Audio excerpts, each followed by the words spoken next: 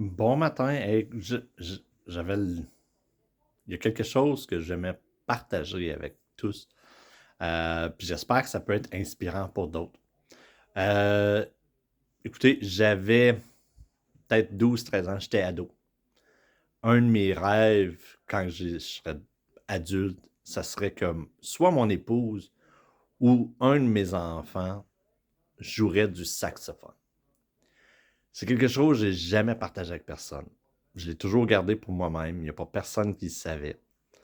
Jusqu'en mai de cette année. Mai de cette année, on est en vacances. Je lis un livre.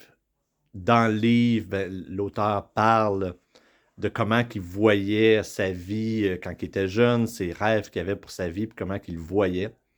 Puis ça m'a ramené à l'esprit justement le fait que j'avais ce désir-là quand j'étais jeune, et c'était un désir quand même assez intense.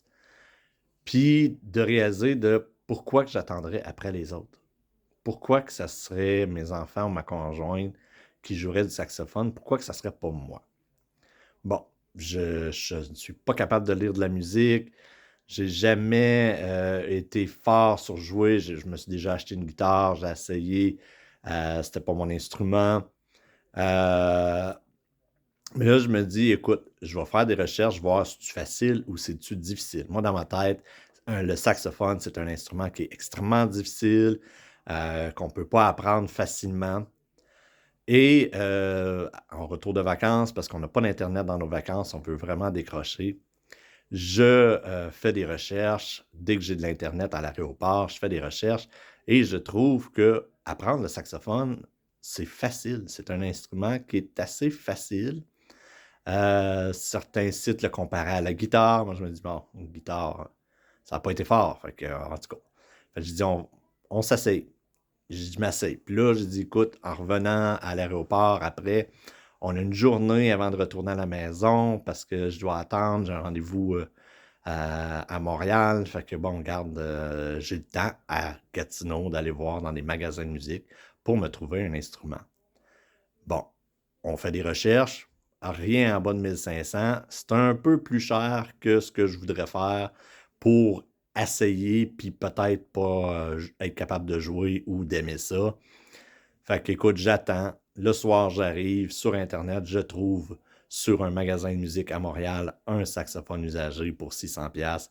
Je le fais venir pour me rendre compte que j'essaie de monter tout ça. Ça monte, mais il manque des morceaux. Il me manque des morceaux. On fait venir. Finalement, en juin, j'ai tout ce qu'il me faut pour jouer du saxophone. Et j'essaie. Et même pas un son. Je fais que du vent.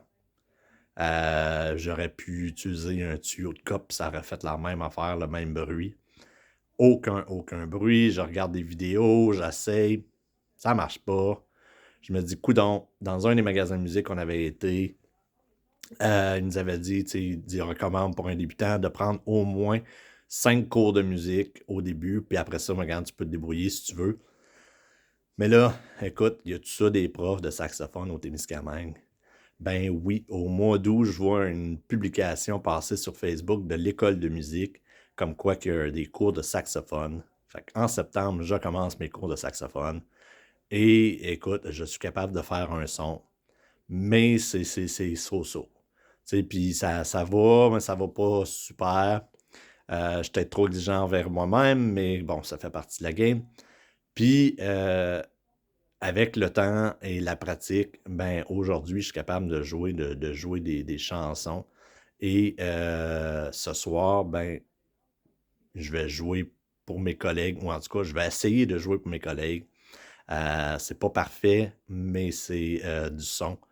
Fait que, écoute, puis si vous êtes chanceux, ben, je vais avoir une vidéo à pouvoir vous partager plus tard. Mais tout ça pour vous dire que des fois, il faut pas désespérer, il faut pas garder nos rêves enfouis. Faut avoir la chance de le faire. C'est pas parce qu'on est rendu dans la quarantaine ou même plus avancé. Écoute, je me rappelle ma grand-mère, 30 qui a commencé à peindre tard dans sa vie et qui a fait des excellentes peintures. Mais faut pas avoir peur d'attendre. Faut pas avoir peur de se lancer. Puis, sais, justement, là, j'écoutais un super de vidéo qui parlait comme quoi que, tu sais, dans la quarantaine, c'est peut-être même le meilleur moment parce que, bon, financièrement, on est un petit peu mieux. On est un peu plus mature, on sait ce qu'on veut, on est capable d'avoir une discipline un peu plus. Fait que sur ça, ben écoutez, lâchez pas vos rêves.